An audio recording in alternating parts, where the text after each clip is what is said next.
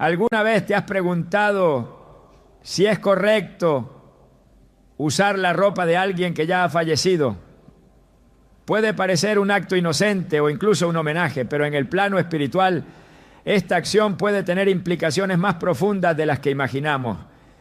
En Deuteronomio 7:26, Dios advierte: no traerás cosa abominable a tu casa, para que no seas anatema como ella. Del todo la aborrecerás y la abominarás, porque es anatema. Este pasaje revela una verdad clave. Algunos objetos pueden cargar consigo una influencia espiritual que afecta nuestro entorno y nuestra alma. Hoy veremos cómo el uso de prendas pertenecientes a los muertos puede abrir puertas que Dios nunca quiso que cruzáramos. Te mostraremos cómo discernir el impacto espiritual de estas decisiones cotidianas, revelando lo que la Biblia dice sobre la herencia material ligada a la muerte. ¿Estás listo para entender lo que Dios tiene reservado para ti? Algunas prendas parecen inofensivas. Un abrigo colgado en el armario, un vestido que alguien amó en vida, un par de zapatos que aún conservan la forma del pie que los usó.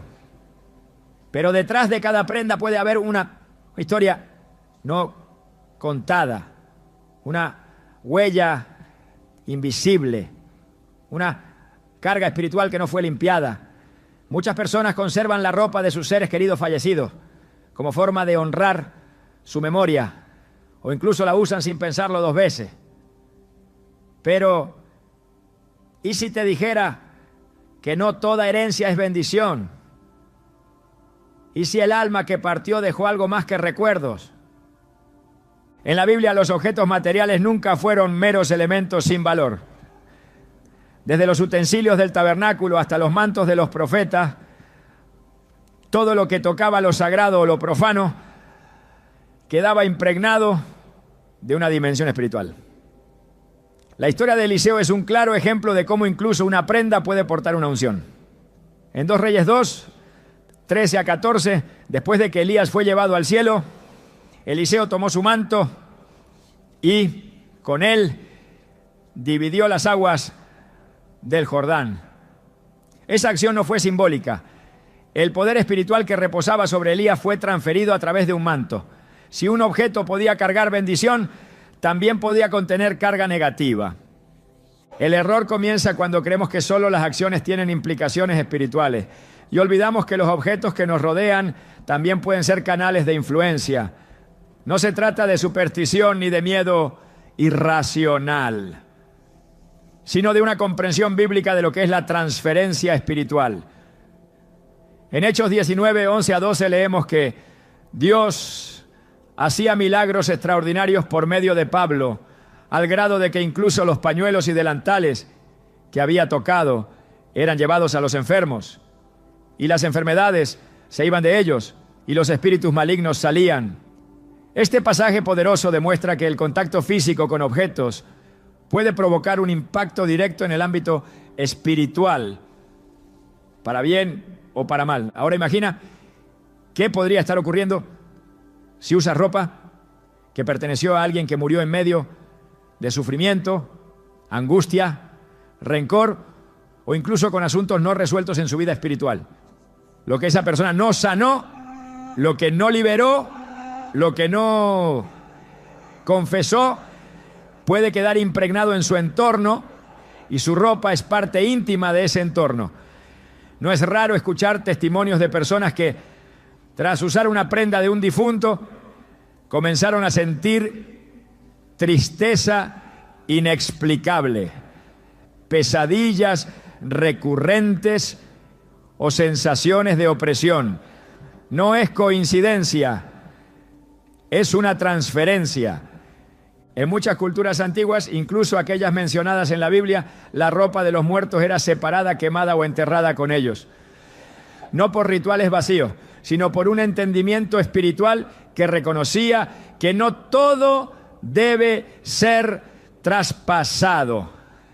En Josué 7, la historia de Acán nos muestra cómo El guardar objetos malditos puede traer consecuencias desastrosas. Acán tomó un manto babilónico prohibido, entre otras cosas, y lo escondió en su tienda. Lo hizo en secreto, pero Dios lo vio. A causa de su desobediencia, todo el pueblo de Israel sufrió derrota. Josué 7:13 dice: santifícate, porque así ha dicho Jehová Dios de Israel: anatema hay en medio de ti, Israel. No podrás hacer frente a tus enemigos hasta que quitéis el anatema de en medio de vosotros.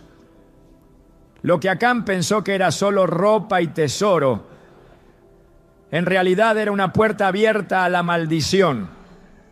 Cuando usamos una prenda de alguien que ya ha partido, estamos invitando, quizás sin saberlo, una parte de esa persona a nuestra vida presente.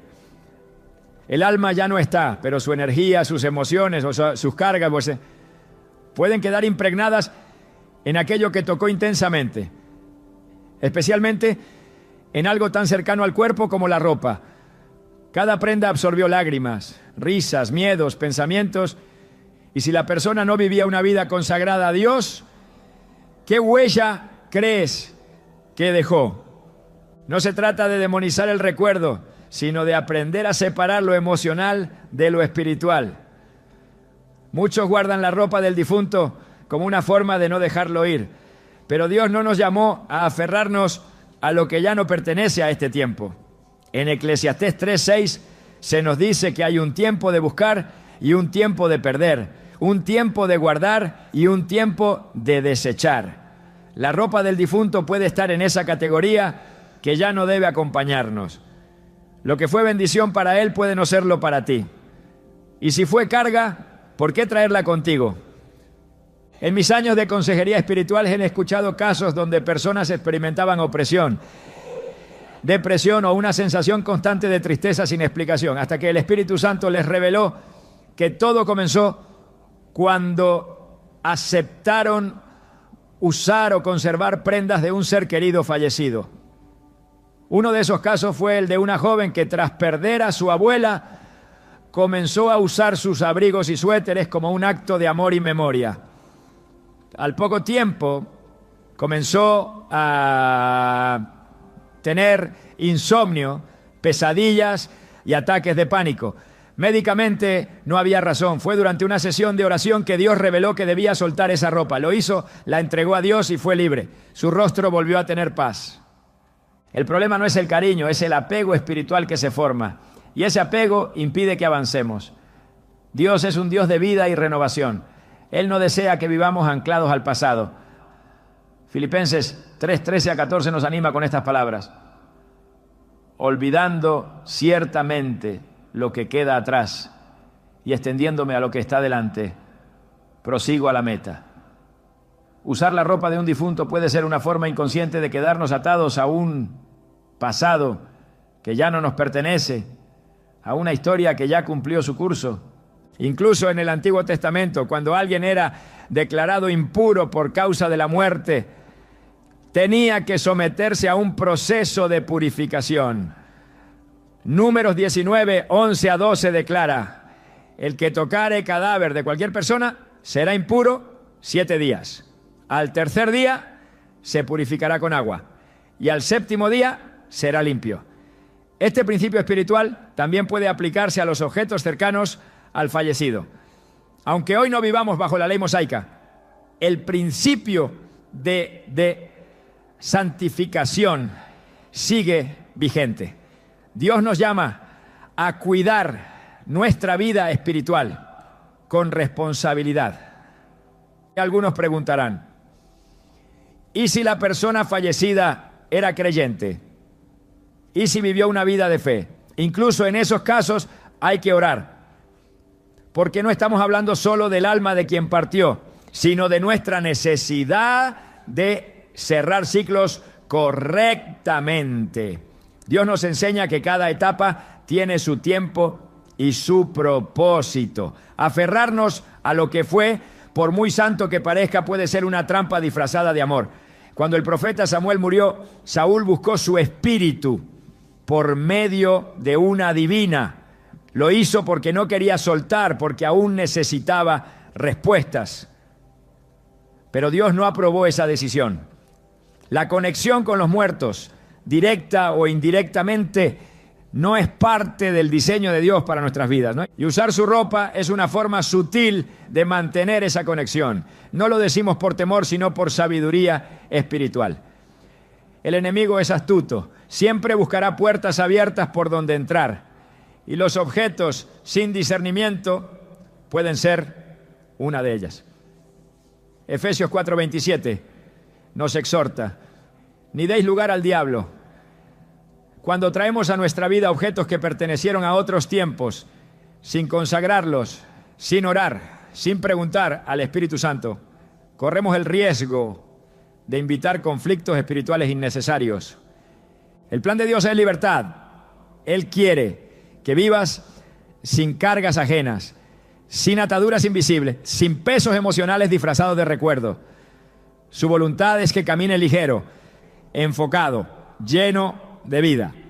Isaías 43, 18 a 19 nos recuerda: no os acordéis de las cosas pasadas, ni traigáis a memoria las cosas antiguas. He aquí que yo hago cosa nueva. ¿Y cómo hará Dios algo nuevo si seguimos aferrados a lo viejo? No es pecado recordar, pero sí puede serlo el no dejar ir cuando Dios ya cerró una puerta. Hay cosas que se honran con palabras, con obras, con oración, no con objetos. La verdadera honra no está en lo que conservamos, sino en cómo vivimos. Jesús dijo en Mateo 8:22: deja que los muertos entierren a sus muertos. Una frase fuerte, pero con una enseñanza poderosa. Cuando es tiempo de avanzar, no podemos seguir cargando lo que ya fue. Lo que estás llamado a heredar no son ropas ni objetos, sino el legado espiritual. Si la persona que partió dejó huellas de fe, de oración, de servicio a Dios, eso sí debe continuar. Pero no necesitas su abrigo para vivir esa fe. No necesitas su camisa para recordar su entrega. Necesitas tu propia conexión con Dios. Necesitas vestirte tú mismo de la armadura espiritual. Efesios 6:11 dice: vestíos de toda la armadura de Dios. Esa es la única ropa que realmente necesitas. Al comenzar este camino de discernimiento, muchas personas sienten resistencia interna, porque el alma se aferra a lo que ama. Pero Dios quiere enseñarte a soltar, a cerrar con honra y avanzar con fe. No temas dejar ir la ropa de alguien que amaste. Su recuerdo no está en una tela, está en tu corazón. Su influencia no depende de una prenda, sino de lo que aprendiste de su vida. Y lo que viene para ti es mayor, porque cuando sueltas, Dios llena tus manos vacías con algo nuevo, algo tuyo, algo destinado solo para ti. La ropa del difunto puede parecer un acto de amor, pero si no es guiado por el Espíritu, puede convertirse en una carga. Dios quiere liberarte. Y este es apenas el comienzo de lo que necesitas saber, porque aún hay mucho más que entender sobre las implicaciones espirituales de los objetos, el diseño divino sobre lo sagrado y los ciclos que deben cerrarse para abrir nuevas puertas. Desde las primeras páginas de la Biblia, Dios establece una distinción clara y firme entre lo consagrado y lo profano, entre lo que puede ser traído al campamento de su pueblo y lo que debe ser apartado o destruido. Esta no es una instrucción opcional ni un detalle cultural limitado al Antiguo Testamento. Es un principio eterno que revela la naturaleza santa de Dios y su deseo de protegernos de toda contaminación espiritual. La ropa de una persona fallecida, aunque pueda parecer inocente o sentimentalmente valiosa, entra directamente en esta categoría cuando no ha sido santificada por Dios ni tratada con discernimiento espiritual. El error de muchos no radica en su intención, sino en su falta de comprensión sobre cómo actúa lo invisible en lo visible. Cuando Dios instruyó al pueblo de Israel en el desierto, lo hizo con detalle meticuloso. Nada quedaba librado al azar. Los utensilios del tabernáculo, los objetos personales de los sacerdotes, incluso sus vestiduras, debían ser confeccionados y tratados conforme a normas estrictas, porque todo lo que tenía contacto con lo sagrado debía permanecer santo. En Éxodo 28:2, Dios ordena: harás vestiduras sagradas para Aarón tu hermano, para honra y hermosura. Y en Levítico 6:11 encontramos que el sacerdote debía quitarse sus ropas santas antes de salir del lugar santo, indicando que incluso el movimiento de una prenda de un ámbito espiritual a uno común debía seguir un orden divino. Esto nos revela que la ropa no era vista como un mero adorno, sino como un recipiente que podía contener, portar y transferir una dimensión espiritual. Cuando una vida termina, la historia que esa ropa absorbió no desaparece simplemente, permanece. Esta es la razón por la cual Dios instruyó en múltiples ocasiones a destruir ciertos objetos, incluso aquellos de gran valor material, si estaban contaminados espiritualmente. En Deuteronomio 7:25-26 dice con claridad: las esculturas de sus dioses quemarás en el fuego, no codiciarás plata ni oro de ellas, ni lo tomarás para ti, para que no tropieces en ello, pues es abominación a Jehová tu Dios. Y no traerás cosa abominable a tu casa para que no seas anatema como ella. La advertencia no se limita a ídolos. El principio subyacente es que lo que ha sido contaminado por la muerte, por el pecado o por prácticas contrarias a la voluntad de Dios, no debe ser llevado al hogar, porque se convierte en anatema. Y si eso es cierto con imágenes o metales, cuánto más con la ropa que ha estado en contacto directo con el cuerpo y el espíritu de una persona. El sistema levítico estaba impregnado de enseñanzas espirituales sobre el contacto con la muerte.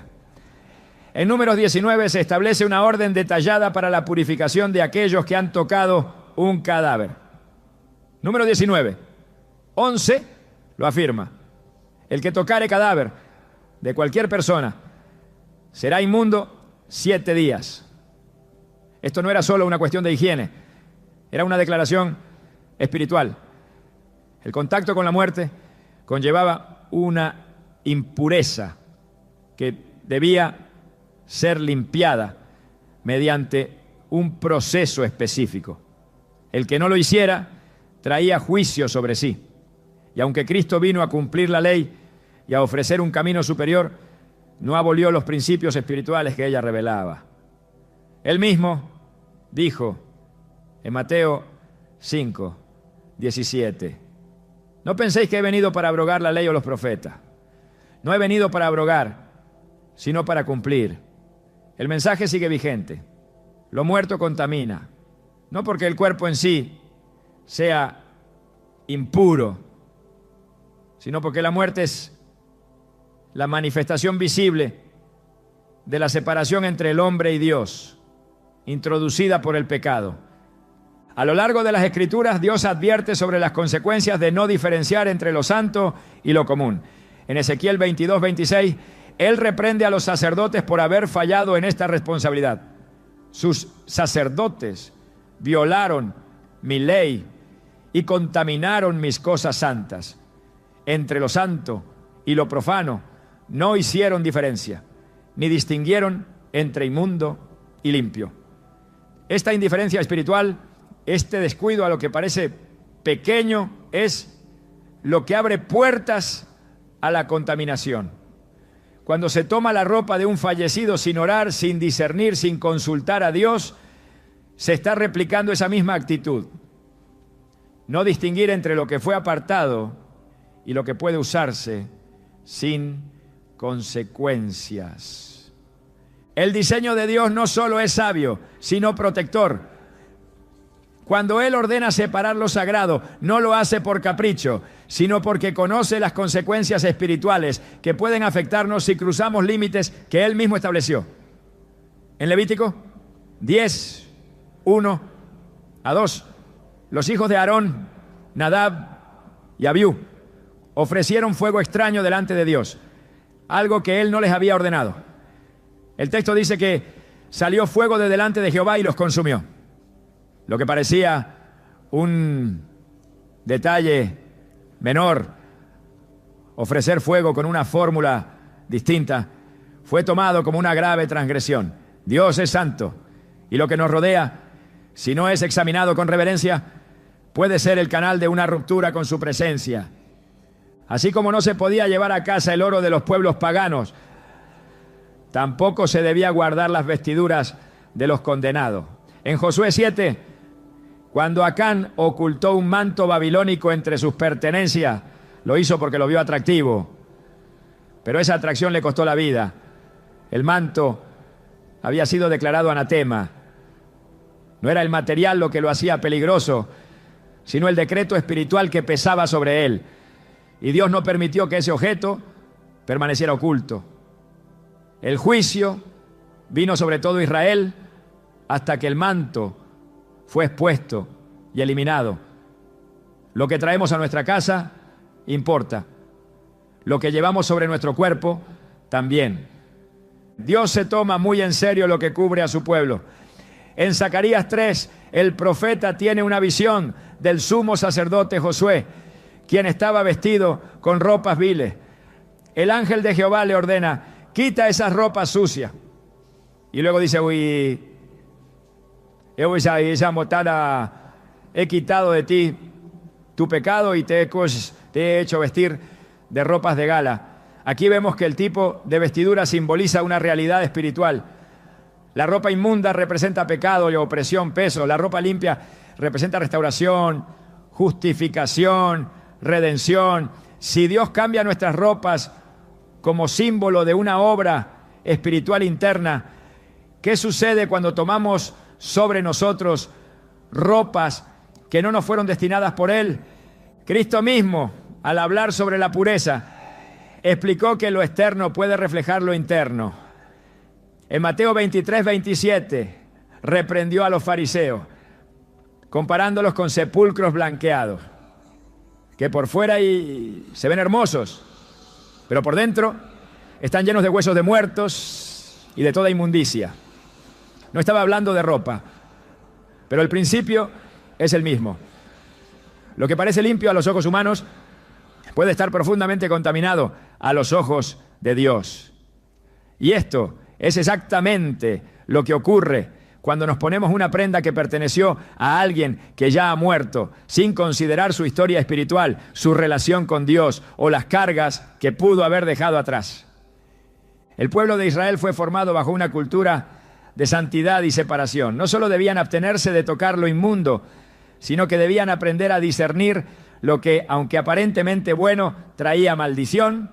Esa misma sabiduría es necesaria hoy. El guardar o usar ropa de un fallecido no puede basarse en emociones o costumbres, sino en obediencia.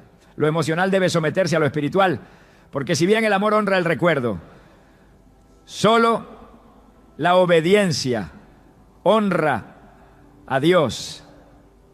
En el 1 Samuel 15:22 se nos recuerda: se complace Jehová tanto en los holocaustos y víctimas como en que se obedezca a las palabras de Jehová. Ciertamente el obedecer es mejor que los sacrificios. Aplicado a nuestro contexto, podríamos decir: guardar una prenda en honor a alguien no es más importante que obedecer a Dios y proteger tu casa de toda contaminación. El Nuevo Testamento continúa esta línea de pensamiento al hablar del cuerpo como templo del Espíritu Santo. En 1 Corintios 6:19, Pablo escribe: ¿o ignoráis que vuestro cuerpo es templo del Espíritu Santo, que está en vosotros, el cual tenéis de Dios, y que no sois vuestros? Si nuestro cuerpo es un templo, entonces lo que lo cubre, lo que se le pone encima, también debe ser tratado con cuidado. Dios cuida lo que somos, pero también cuida lo que usamos, lo que permitimos que nos acompañe, lo que dejamos entrar en nuestra atmósfera espiritual. Vestirse con lo que no ha sido consagrado puede significar abrir una puerta a lo que Dios nunca quiso que tocaras. El principio bíblico es claro, no todo lo que es lícito es conveniente. Primera carta a los Corintios 10:23 lo dice así: todo me es lícito, pero no todo conviene, todo me es lícito, pero no todo edifica. Hay prendas que pueden parecer bellas, costosas, valiosas, pero si no edifican, si no elevan, si no bendicen, no tienen lugar en tu vida. Especialmente si su origen está ligado a la muerte, a la pérdida, al pasado que ya no debe acompañarte. Dios no desea que tu caminar esté marcado por lo que otros dejaron atrás, sino por lo que Él ha preparado adelante. La ropa del difunto vista a través de los ojos de Dios no es solo una tela, es un testimonio, pues una huella, una señal. Puede ser un manto de recuerdos o una carga espiritual. La diferencia está en si ha sido santificada por Dios o si ha sido tomada sin su dirección. Porque si Dios te llama a ser santo, como Él es santo, también te llamará a cuidar cada aspecto de tu vida con esa misma santidad. Y eso incluye lo que portas, lo que traes a tu casa, lo que decides conservar. Este es el tiempo de examinar cada cosa a la luz de su palabra. Lo que parece bueno a los ojos del mundo puede estar fuera del diseño divino. La ropa del difunto no es simplemente una herencia, puede ser un vínculo que Dios no aprobó. Y si Él no lo aprueba, por más valor emocional que tenga, debe ser apartado. El camino de la santidad no es cómodo, pero sí es seguro. Y es el único que garantiza protección, paz y propósito. La muerte, desde una perspectiva espiritual, no es solo el final de la existencia física. Es también una transición que marca el cierre de una etapa en el plano terrenal y la apertura hacia otra dimensión que escapa al entendimiento humano. Este umbral, cargado de misterio y reverencia, no solo afecta al alma que parte, sino también a todo lo que le rodeaba, lugares, relaciones, objetos. Y entre los objetos más cercanos y cargados de simbolismo está la ropa. La Biblia revela que la muerte no es un hecho neutral y que el contacto con ella deja huellas, no siempre visibles, pero sí profundas. En ese contexto, usar la ropa de una persona fallecida no es simplemente vestir una prenda, es acercarse a una dimensión donde lo espiritual y lo físico se cruzan de manera directa. En Levítico 21, Dios instruye a los sacerdotes sobre cómo deben conducirse respecto a la muerte. Se les prohíbe acercarse a un cadáver salvo por un familiar muy cercano. Esta ordenanza, lejos de ser insensible, reflejaba un principio mayor. El contacto con la muerte implica contaminación y, por tanto, separación del servicio sagrado. No se trataba de una actitud despectiva hacia los muertos, sino de una protección espiritual para los vivos. Si esto era cierto para quienes debían ministrar en el templo, es igualmente aplicable a quienes hoy desean caminar en santidad y comunión con Dios. Porque lo que ha estado en contacto con la muerte, como la ropa del fallecido, necesita discernimiento antes de ser integrado a la vida del creyente. La muerte, según la Escritura, es un territorio que debe ser tratado con sobriedad y temor reverente. En Números 19, el contacto con un cadáver hacía al hombre inmundo por 7 días. Y no solo el que tocaba el cuerpo quedaba contaminado, sino también quien tocaba una tumba, un hueso humano, o incluso la tienda donde había ocurrido la muerte. La ley establecía que el agua de la purificación debía aplicarse al 3er y 7º día para restaurar la limpieza. Esta meticulosidad subraya que la muerte deja una huella, una marca que no desaparece sola. Aunque en Cristo ya no estamos bajo el antiguo pacto, el principio espiritual permanece. Lo que proviene de la muerte no puede ser incorporado sin pasar por una limpieza espiritual profunda. Muchos creen que una prenda, por el solo hecho de ser lavada con agua, ya está lista para ser usada. Pero la palabra enseña que no toda limpieza es visible. En Mateo 23, 25 a 26, Jesús reprende a los fariseos porque limpiaban lo de fuera del vaso, pero por dentro estaban llenos de rapiña. La enseñanza es clara, no basta con lo externo. La limpieza que Dios exige va más allá de la apariencia. Y si eso se aplica al alma, también puede aplicarse a lo que está en contacto directo con ella. La ropa no es solo tela, es un receptáculo de memorias, emociones y energías espirituales. En cada hilo puede haber ecos de lo que esa persona vivió, pensó o enfrentó. En Ezequiel 44, 23, Dios describe la responsabilidad de los sacerdotes de enseñar al pueblo a distinguir entre lo santo y lo profano, entre lo limpio y lo inmundo. Esta tarea no era opcional, era una prioridad espiritual. Hoy ese llamado no ha desaparecido. Cada creyente está llamado a discernir, y ese discernimiento debe incluir lo que llevamos puesto, lo que entra en nuestra casa, lo que conservamos como recuerdo. Porque cuando no discernimos, abrimos puertas. Y cuando abrimos puertas sin protección, lo que ingresa no siempre es bendición. La muerte en el pensamiento bíblico nunca es tratada como una experiencia neutral. Es el resultado del pecado original y su presencia marca una ruptura. En Romanos 5:12 se dice que por medio de un solo hombre el pecado entró en el mundo y por el pecado la muerte.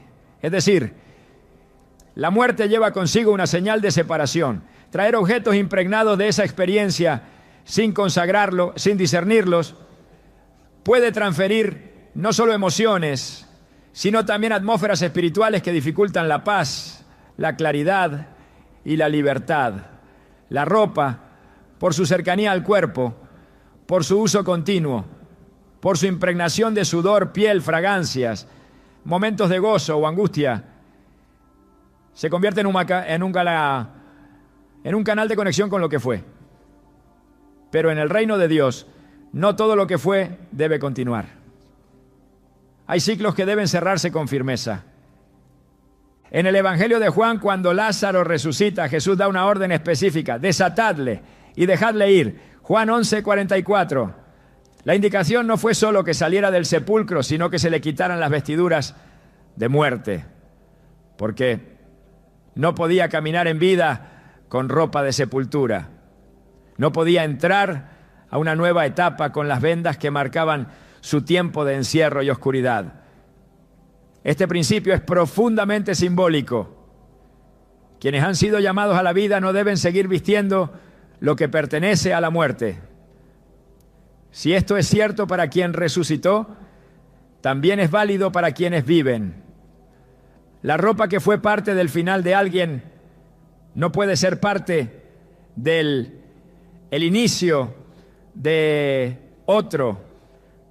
Las Escrituras también advierten sobre el poder de lo que se porta. En el caso de los profetas, sus mantos no eran solo una prenda de abrigo, eran un símbolo de identidad espiritual. Elías tenía un manto que pasó a Eliseo, y con él también pasó una doble porción de su espíritu. Eso no ocurrió por azar. El manto fue el vehículo visible de una transferencia invisible.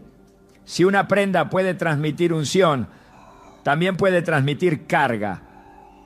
Y si el que partió dejó asuntos sin resolver, si vivió atado a vicios, resentimientos o prácticas contrarias a Dios, esas vestiduras pueden ser portadoras de una atmósfera que no edifica. Por eso es necesario orar, preguntar, discernir, porque el enemigo aprovecha cada rendija, cada descuido, cada gesto de aparente inocencia para instalar su presencia. En 2 Corintios 6:17 el apóstol Pablo exhorta al pueblo con estas palabras: salid de en medio de ellos y apartaos, dice el Señor, y no toquéis lo inmundo, y yo os recibiré. Este llamado a la separación no es aislamiento físico, es discernimiento espiritual. No tocar lo inmundo implica alejarse de lo que Dios ha declarado como inadecuado, incluso si el mundo lo considera inofensivo. La ropa de un fallecido, si no ha sido tratada con discernimiento y consagración, puede formar parte de esa categoría, porque su historia no ha sido borrada, solo silenciada. Y todo lo que ha estado en contacto directo con una experiencia de muerte necesita revisión a la luz de la palabra. En Apocalipsis 3:4, Jesús elogia a algunos creyentes de Sardis diciendo: tienes unos pocos nombres en Sardis que no han manchado sus vestiduras, y andarán conmigo en vestiduras blancas porque son dignos. El uso del término vestiduras aquí no es incidental. Representa pureza, integridad, fidelidad. Y ese simbolismo está presente en toda la Biblia. Cuando Adán y Eva pecaron, Dios mismo les hizo túnicas de piel para cubrir su desnudez. Cuando el hijo pródigo volvió a casa, el padre ordenó que le pusieran el mejor vestido. La ropa en cada historia representa algo más profundo, una condición espiritual. Por eso, usar una prenda sin considerar su procedencia espiritual es como colocarse una historia ajena sobre el cuerpo.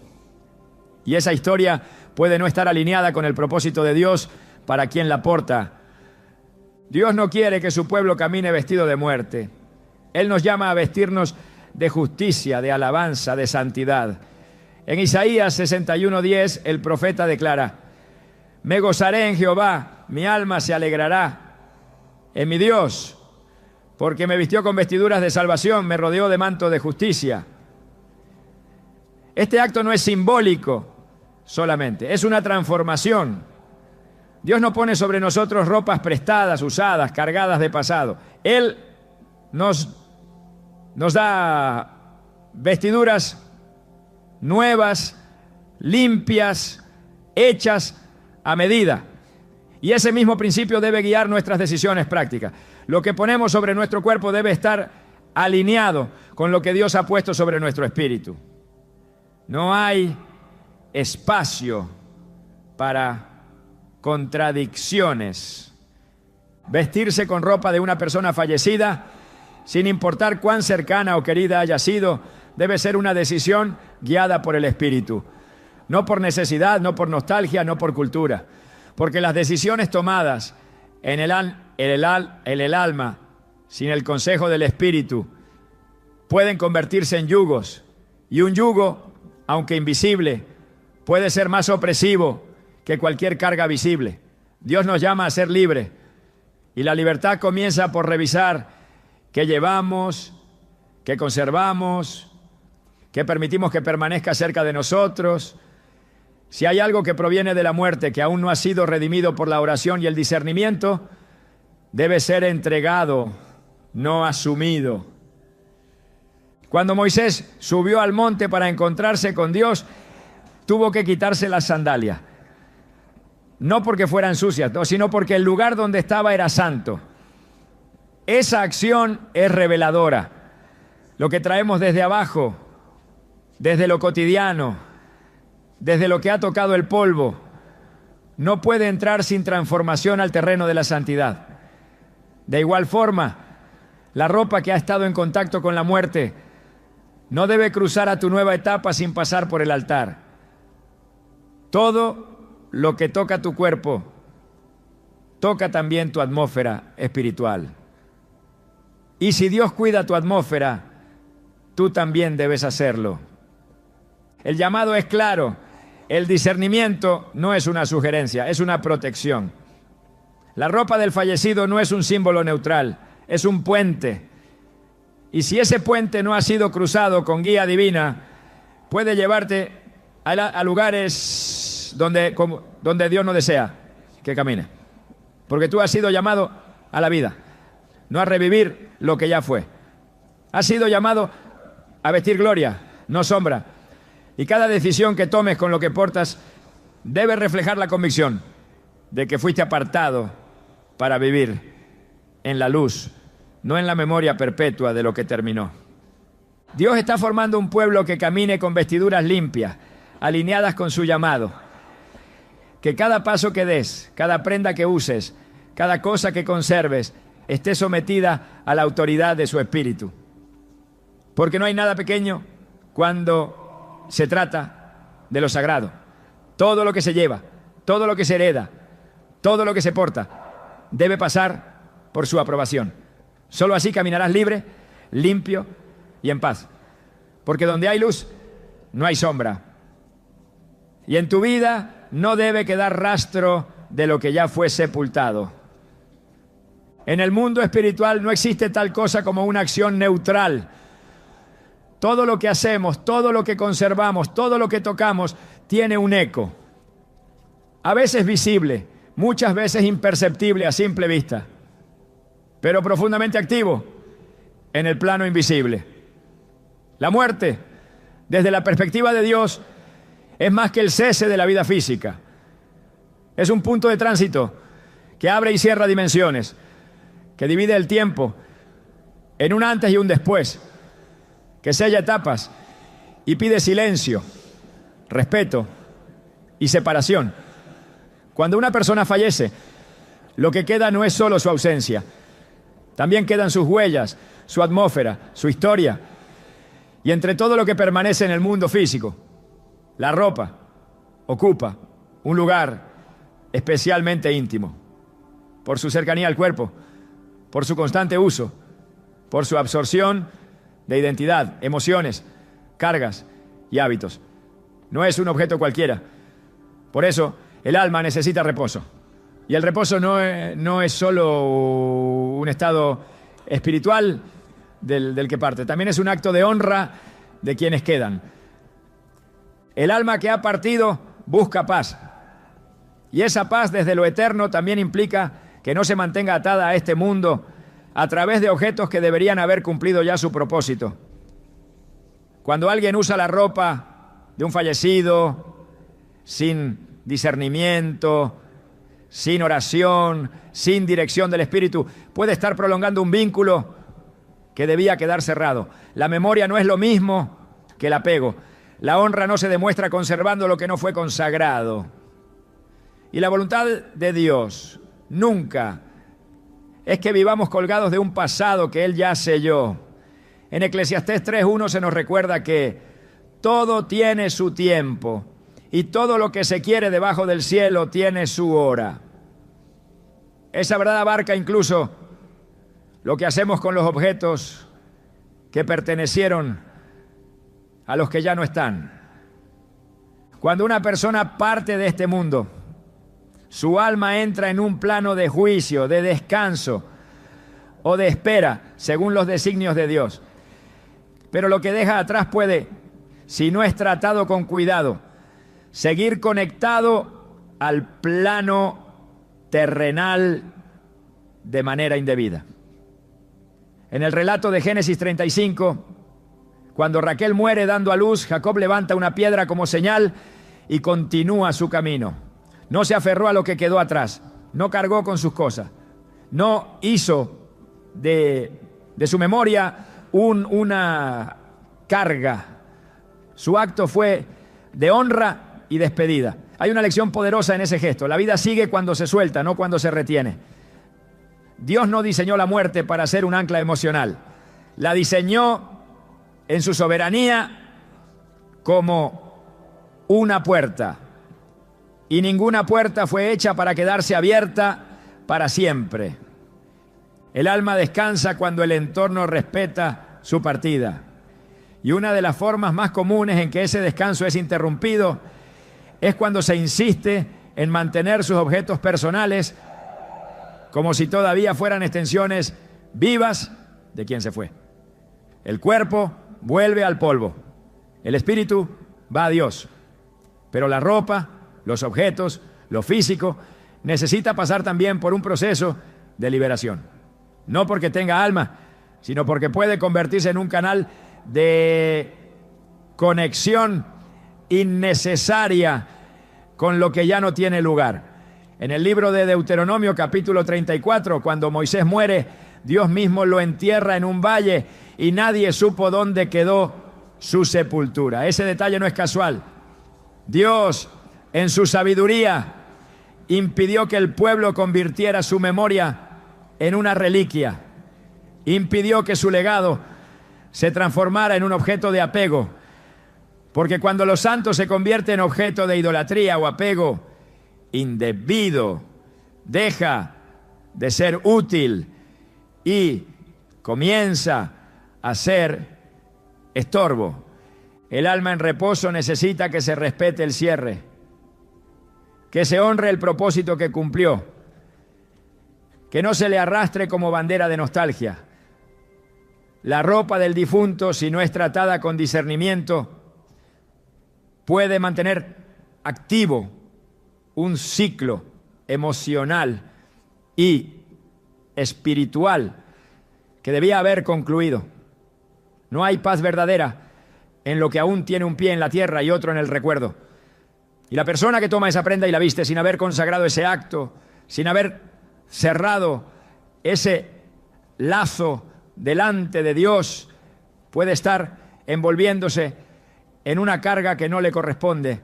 El Salmo 116:15 declara: estimada es a los ojos de Jehová la muerte de sus santos. Dios honra la partida de los suyos, pero también espera que sus seres queridos en la tierra comprendan el significado del descanso eterno. No es olvido, es cierre, no es abandono, es entrega, no es rechazo, es obediencia al tiempo de Dios.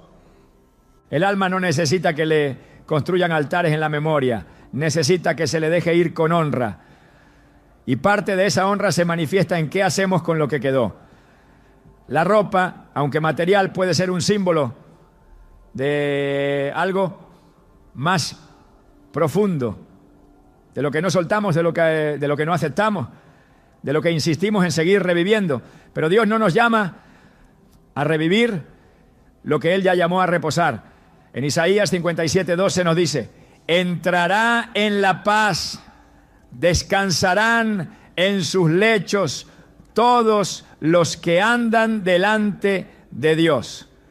El descanso del alma no solo depende de su estado delante de Dios, sino también del entorno espiritual que se genera después de su partida. Cuando se aferran objetos, cuando se usan sin discernimiento, cuando se convierten en extensión emocional, el alma no está siendo dejada en paz. Y quien los usa tampoco. La Escritura está llena de actos simbólicos que reflejan respeto hacia lo que ha sido separado. En el templo, los utensilios consagrados no podían ser usados para otra cosa. Lo que era para Dios no podía ser transferido a lo común. Y cuando alguien lo hizo, como en el caso del rey Belsasar en Daniel 5, las consecuencias fueron inmediatas.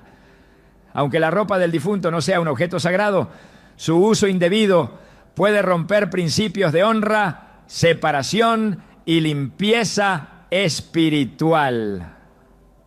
Porque no se trata del objeto en sí, sino del estado del corazón que lo toma y de la atmósfera que lo rodea. Dios establece límites espirituales no para limitarnos, sino para protegernos. Y cada vez que cruzamos esos límites, incluso en cosas pequeñas, abrimos puertas que no debían abrirse. El cuerpo fue diseñado para ser vestido, pero no con cualquier cosa. Lo que cubre el cuerpo en la Biblia siempre tuvo un sentido espiritual. Desde las túnicas de piel que Dios hizo para Adán y Eva, hasta las vestiduras blancas de los santos en Apocalipsis. El vestido representa posición, estado, identidad. Por eso, cuando se viste una prenda que perteneció a alguien que ya no está, esa acción no es neutra. Puede sin querer estar trasladando no solo tela sobre la piel, sino atmósfera sobre el alma. Y eso en el ámbito espiritual tiene peso. No todo lo que es material es inocente. No todo lo que parece inofensivo lo es. La sabiduría comienza cuando se reconoce que las cosas no siempre son lo que parecen. Y en el reino de Dios el discernimiento no es un don opcional. Es una necesidad para quien quiere caminar sin cargas ajenas. El alma en reposo necesita que quienes siguen vivos no mantengan vínculos inconclusos con lo que ya fue. La ropa, los objetos, los recuerdos deben ser tratados con oración, con discernimiento, con guía del Espíritu. No se trata de reglas rígidas, sino de comprensión espiritual. Lo que no fue consagrado no debe ser compartido. Lo que aún está impregnado de historia no resuelta, no debe ser usado como adorno. La honra verdadera no consiste en conservar objetos. Consiste en caminar en libertad y en paz, sabiendo que lo que fue cumplió su curso y que ahora es tiempo de mirar hacia lo que Dios quiere hacer nuevo. En Filipenses 3:13 a 14, el apóstol Pablo expresa con claridad una actitud espiritual que debe marcar a todo creyente. Olvidando ciertamente lo que queda atrás y extendiéndome a lo que está delante, prosigo a la meta. Esta no es una negación del pasado, sino una liberación consciente de sus ataduras. El alma del difunto no necesita que su ropa continúe presente, necesita que su historia sea entregada a Dios y que quienes quedan en la tierra avancen hacia su propósito sin arrastrar cargas emocionales disfrazadas de memoria. Porque no todo recuerdo es bendición. Algunos, aunque bien intencionados, pueden convertirse en trampas si no se manejan con sabiduría. El descanso del alma no es solo una realidad celestial, también es una expresión terrenal. Se manifiesta cuando el entorno acepta el cierre, respeta el tiempo, honra la memoria sin idolatrarla y camina con fe hacia lo que sigue. La ropa que quedó atrás debe ser tratada como parte de ese cierre. Lo que no se consagra, se estanca. Y lo que se estanca, interrumpe el fluir de Dios. La atmósfera de una casa, el estado de ánimo de una persona, la libertad espiritual de una familia, pueden ser influenciados por pequeños gestos que no fueron filtrados por la oración. Por eso, cada decisión, incluso la que parece más simple, como guardar o usar una prenda, debe ser tomada con temor reverente. Dios no necesita que repitamos ritos, necesita que escuchemos su voz. Y muchas veces esa voz susurra en los detalles, en las decisiones pequeñas, en los actos cotidianos. La ropa de una persona fallecida puede parecer un asunto menor, pero en el mundo espiritual es una llave. Puede cerrar ciclos o mantenerlos abiertos. Puede traer paz o cargar el alma. Y quien desea caminar en libertad no puede ignorar el peso que una prenda puede tener si no ha sido santificada. Porque no todo lo que heredas está destinado a acompañarte. Algunas cosas fueron hechas para ser soltadas.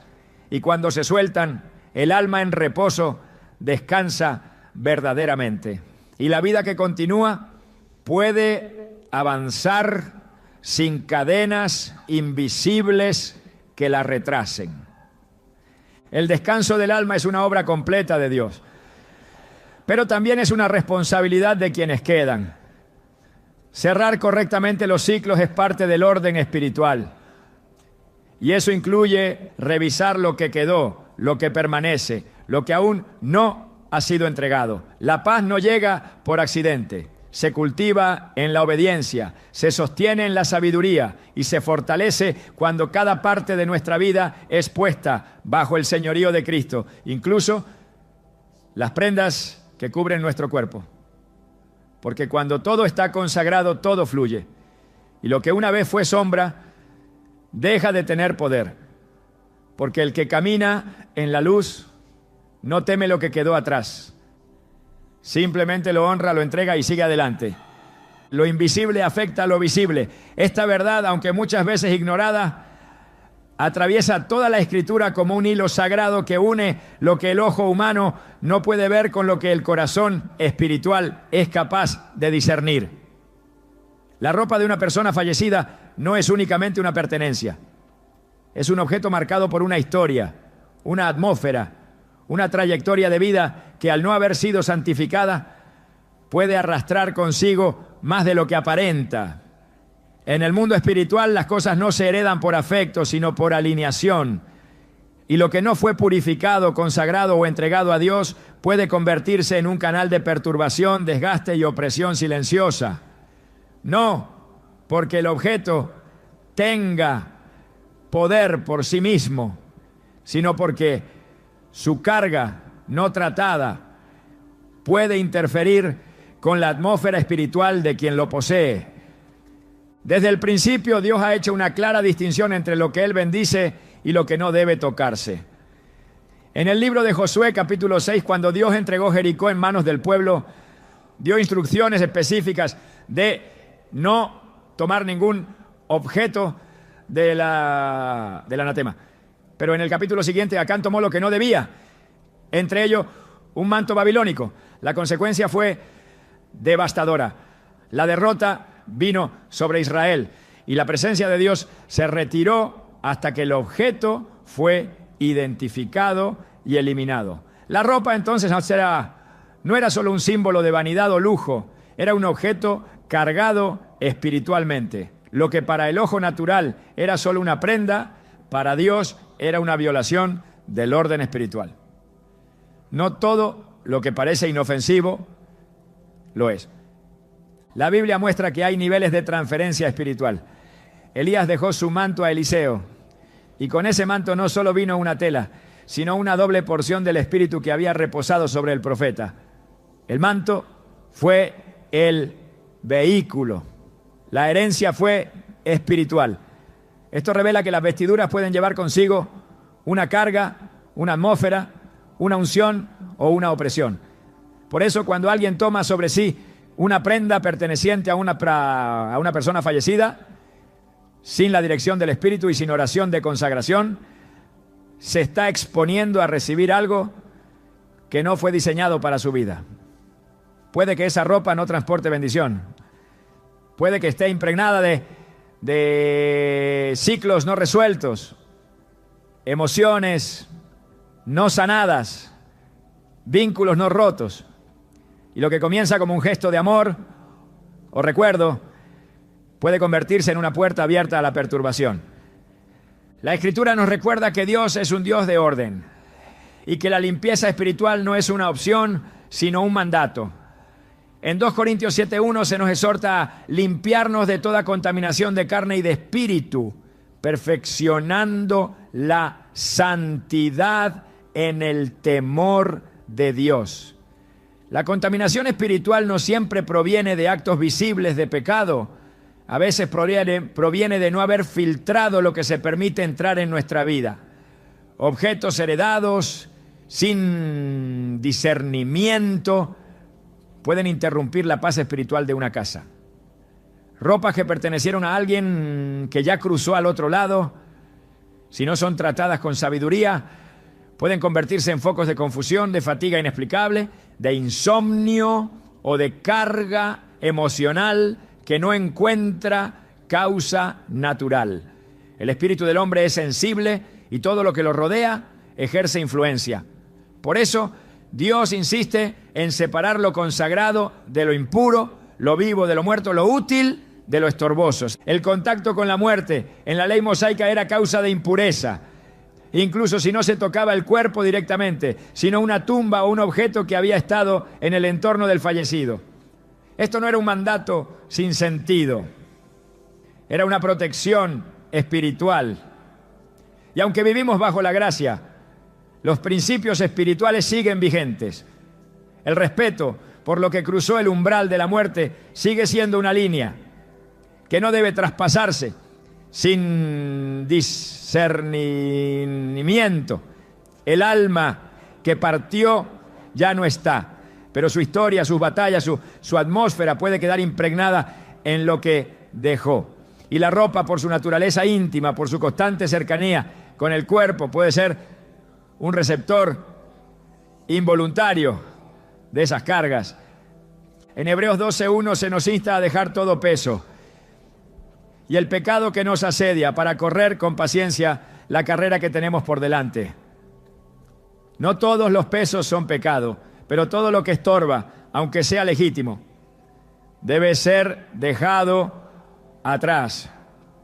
La ropa del difunto puede no ser en sí misma un pecado, Pero si representa un peso emocional, una conexión no resuelta o una atmósfera espiritual que no fue redimida, entonces es un obstáculo. Lo que impide el avance, lo que nubla la claridad espiritual, lo que impone una carga emocional constante, debe ser evaluado bajo la luz del Espíritu. Porque Dios no llama a caminar con lastres ajenos, sino con libertad. En Apocalipsis 19:8 se habla de las vestiduras finas, limpias y resplandecientes que representan las acciones justas de los santos. Esto nos recuerda que la ropa tiene una dimensión simbólica que trasciende lo físico. No es casual que Jesús usara parábolas en las que el vestido marcaba estatus espiritual. En Mateo 22, el hombre que no llevaba el traje de boda fue expulsado de la fiesta. No porque el vestido en sí fuera el problema, sino porque simbolizaba la preparación, la santidad, la identidad espiritual.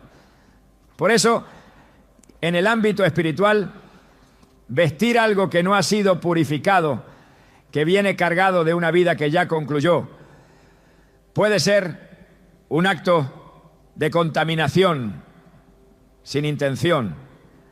El pueblo de Dios está llamado a caminar en discernimiento, no por temor, sino por convicción. En Efesios 5:10 se nos dice, comprobando lo que es agradable al Señor. Esto implica poner cada decisión, cada objeto, cada vínculo bajo la evaluación del Espíritu. La ropa de una persona fallecida, si no ha sido consagrada, si no ha sido entregada a Dios, si no ha sido filtrada por oración, puede traer consigo más de lo que se ve. Y quien desea andar en luz no puede permitirse sombras ajenas sobre su vida. Dios desea que su pueblo camine en libertad, sin ataduras emocionales, sin vínculos invisibles con lo que ya no tiene propósito. El alma que ya partió no necesita que su ropa siga activa en este mundo, necesita que su memoria sea entregada en gratitud y que su historia quede bajo el cuidado de Dios, porque lo nuevo no se puede vestir si lo viejo no ha sido quitado. En Efesios 4:22-24 se nos exhorta a despojarnos del viejo hombre y vestirnos del nuevo. Esta exhortación no solo es interna, tiene una expresión externa. Vestirse de lo nuevo implica también dejar atrás lo que no fue llamado a continuar. La paz espiritual muchas veces depende de decisiones prácticas. No todo conflicto interior se resuelve con palabras. Algunos se resuelven soltando objetos que fueron heredados sin haber sido santificados. La ropa del difunto puede parecer insignificante, pero cuando ha sido vestida por alguien que ya no está, sin haber sido consagrada, puede arrastrar una historia que no corresponde. Dios no desea que cargues con lo que no fue escrito para ti. Desea que camines ligero, vestido de su voluntad, cubierto por su propósito y libre de todo vínculo que Él no autorizó. Porque cuando caminas vestido de lo que Él te entregó, todo en tu vida comienza a alinearse con su paz. Cerrar un ciclo es un acto espiritual. No se trata solo de dejar atrás una etapa, sino de sellarla delante de Dios, reconociendo que hay cosas que no deben acompañarnos a lo que viene. La ropa de una persona fallecida, por su naturaleza íntima y cargada de memoria, necesita ser tratada con sabiduría y dirección divina. No es una decisión emocional ni un gesto cultural. Es un asunto que debe pasar por la lámpara de la palabra, porque lo que no es entregado puede convertirse en una carga invisible. La Escritura ofrece principios claros sobre cómo proceder cuando un objeto ha sido marcado por un contexto de muerte. En Números 19, Dios establece que incluso quienes tocaban la tienda donde alguien había muerto quedaban ritualmente impuros y necesitaban purificación. Este mandamiento no respondía a un concepto higiénico, sino espiritual. Era una advertencia sobre lo que puede permanecer cuando no se discierne lo que se guarda o se usa. Y si eso era cierto con una tienda, ¿cuánto más con la ropa que estuvo directamente en contacto con el cuerpo, con los pensamientos, con la vida interior de quien partió? En Isaías 52:11, Dios llama a su pueblo con palabras que atraviesan el tiempo. Apartaos, apartaos, salid de ahí, no toquéis cosa inmunda, salid de en medio de ella, purificaos los que lleváis los utensilios de Jehová. Aquí no se habla solo de una salida física, sino de una decisión espiritual, de no tocar lo que no ha sido consagrado. Este llamado sigue vigente. Lo que heredamos, lo que conservamos, lo que decidimos usar, debe pasar por la purificación que solo Dios puede dar, porque no todo lo que llega a nuestras manos viene con su bendición. Cerrar un ciclo con fe implica entregar a Dios todo aquello que ya no forma parte de nuestro llamado. No se trata de despreciar la memoria, sino de reconocer que hay una línea espiritual que no debe ser cruzada sin su dirección.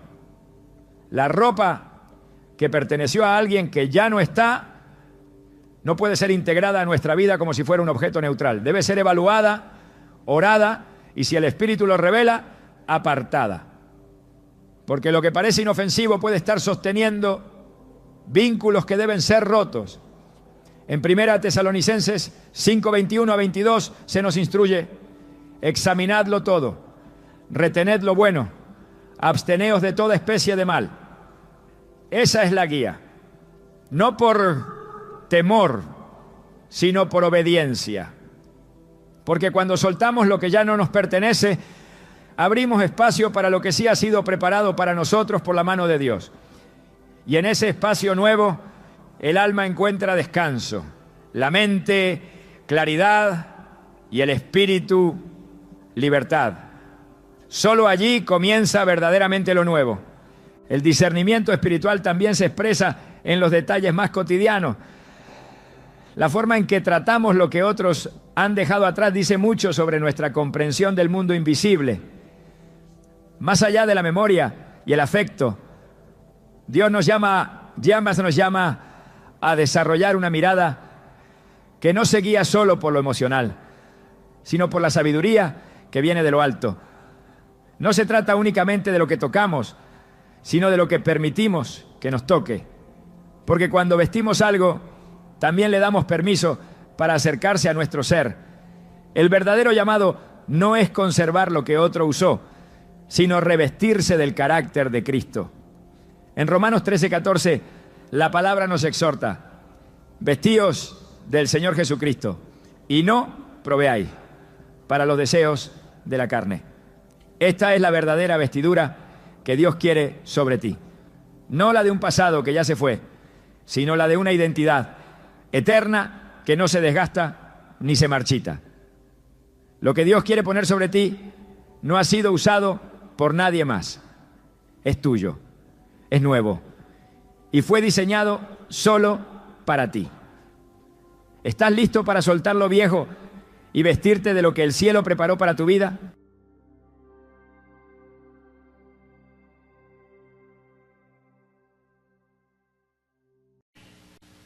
Y la Biblia dice que los primeros 3 años y medio de esos últimos 7 años serán paz, prosperidad, seguridad.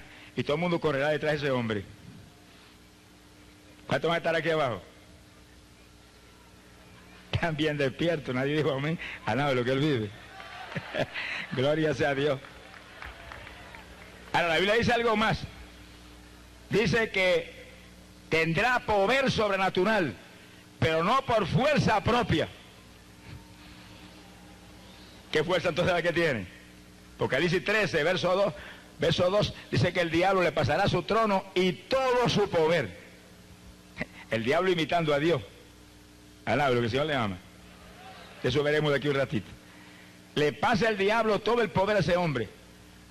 Todo, completo. Y todas las multitudes corren detrás de él, engañadas en una forma terrible. Y todo será prosperidad y se unirán todas las naciones. Y habrá paz aquí, se acabó la inflación. Y todo estaba prosperando de forma tremenda. Y él estará establecido ahí donde hoy en día está la Europa Occidental. Eso está en la Biblia. Donde hay 10 naciones a punto de establecerse unidas como un solo pueblo. Yo prediqué ahí, hermano, y la unidad es una cosa fantástica. Y en el 92 ya está oficialmente establecido que rompen todas las fronteras y serán los Estados Unidos de Europa. más de 300 millones de personas, políticamente y económicamente y en todo sentido más poderoso que Estados Unidos y de cualquier nación. Ese es el imperio del anticristo, al lado de lo que él vive. El séptimo imperio mundial, le aparecerá ese hombre y tomará la rienda de ese gobierno. Como se cumple en la Biblia, el que se pierde es porque quiere, porque un cumplimiento profético como eso, que eso está desde cuándo está en la Biblia eso, Daniel profetizó eso hace más de 2500 años, y que se cumpla ahora ante nuestros ojos, porque eso era para el tiempo del fin, es de correr volando y agarrarse de Cristo Jesús, porque aunque venga lo que venga, venga el anticristo, venga el diablo en persona, venga quien venga, hay un refugio, al lado de lo que él vive. Jesús lo dijo que sería como los días de Noé, vino diluvio, acabó con la humanidad, pero había un refugio, y el que se metió en el refugio escapó. Ahora hay un refugio más grande que el arca de Noé, y el refugio está aquí en esta noche, está aquí en esta plaza de toros, está aquí, al lado de cada persona está ese refugio. Agárralo en esta noche, entre por esa puerta es Cristo Jesús, el Hijo de Dios, esa arca es el Cristo vivo, gloria a su nombre. No salga de aquí sin Jesús por nada. Que todo se cumple a pasos agigantados. Y ese hombre será prosperado en forma terrible, pero con el poder del diablo que estará sobre él. Pero oiga esto que no es lindo, que lo vamos a ver en detalle al final del mensaje. Dice que le será dado destruir el pueblo de los santos. ¿Y eso? Por eso que hay gente que dice que la iglesia pasa por la tribulación. No es que la iglesia pase por la tribulación, esos son los que se quedaron. Porque cuando suena la trompeta, ¿quiénes se van a ir? Frutos maduros, gente que ha nacido de nuevo, gente que son testigos de Jesús, gente que tienen fruto, gente que realmente han buscado a Dios con toda su alma y todo su espíritu, y montones de evangélicos que están a media se quedaron. Sonríase, que silencio, parece que es una temporal. Hermano, hay que buscar a Dios de corazón. Esto no es un jueguito de religión como la religión del mundo. Aquí hay que buscar al Señor, aquí hay que vivir en un primer amor con Jesucristo. Y muchos creyentes evangélicos, aún llamados aleluya, se han modernizado en este tiempo y ya no buscan a Dios de todo corazón. No, ahora las cosas son suavecitas.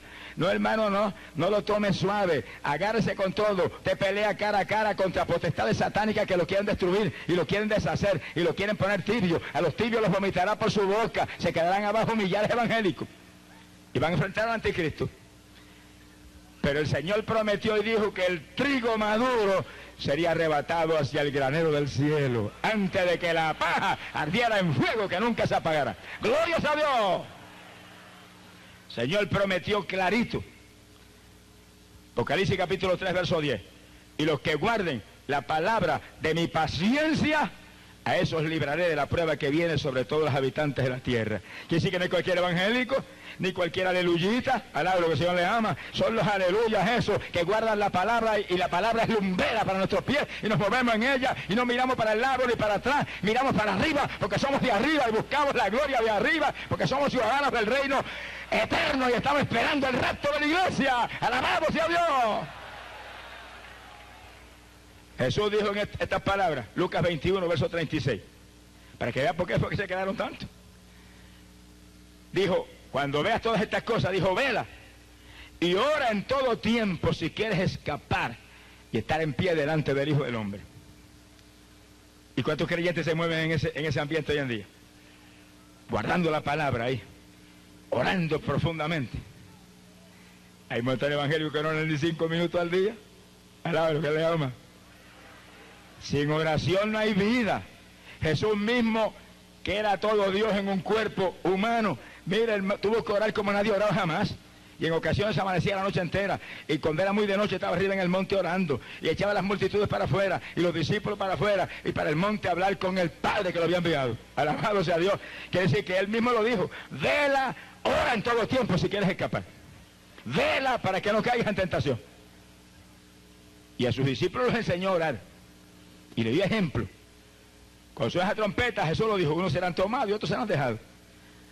Y ese pueblo que se queda tendrá que enfrentar al anticristo. Y dice que él hará guerra. Apocalipsis capítulo 13, verso 7. Hará guerra contra los santos y les será dado vencerlos. Quiere decir que los que se queden abajo lo van a pasar mal. Eso vamos a hablar más detalle al final del mensaje. Sonríase, tenga paciencia, que el Señor le ama. Bendito sea Dios. Que sí que ese caballo blanco, fíjense en este punto, y ese jinete con corona, con un arco en la mano, hombre de guerra. Fíjese cómo es un engañador, un caballo blanco que puede hacer creer uno que es de Dios. Y multitudes aquí abajo correrán detrás de él. Todas las naciones, pueblos y tribus creerán en ese hombre. Y unirá toda la tierra en los primeros 3 años y medio de su reinado, y habrá paz. Y todo el mundo creerá que llegó el Redentor de la humanidad. No sabe que es el diablo con cara de gente. Mi alma te alaba, Jesús. Pero antes de que eso aparezca, oígalo bien, antes de que aparezca ese anticristo, antes de que esos últimos 7 años de esta edad comiencen, el pueblo de Dios vuela para el cielo como águilas. Jesús prometió librarnos de lo que viene. Y la Biblia dice bien claro que mientras lo que está en medio no se ha quitado, no aparece el anticristo. ¿Y quiénes son los que estamos por el medio?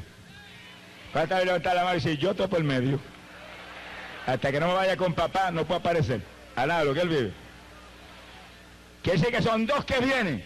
Viene el anticristo, el del diablo, el de las Naciones Unidas, al lado, lo que él vive.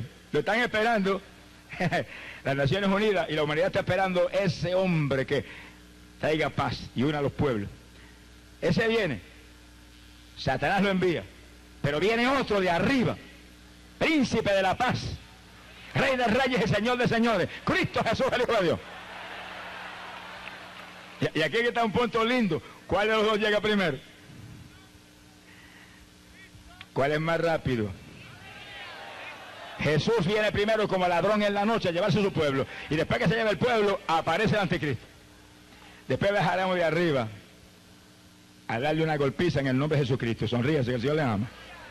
Por eso que el diablo no puede presentar al anticristo ahora.